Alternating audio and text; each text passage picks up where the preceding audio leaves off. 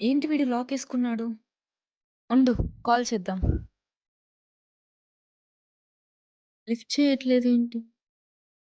ఇప్పుడెలా? హా! హ్మ్. ఎక్కడబ్బా? హ్మ్. హ్మ్. ఏంటబ్బా రాట్లేదు. హమ్మయ్య!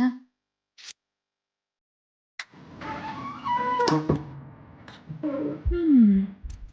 భలే పడుకున్నావు బావ దున్నపోతులాగా. దానికి సోయ లేదు, నీకు సోయ ఉండదు.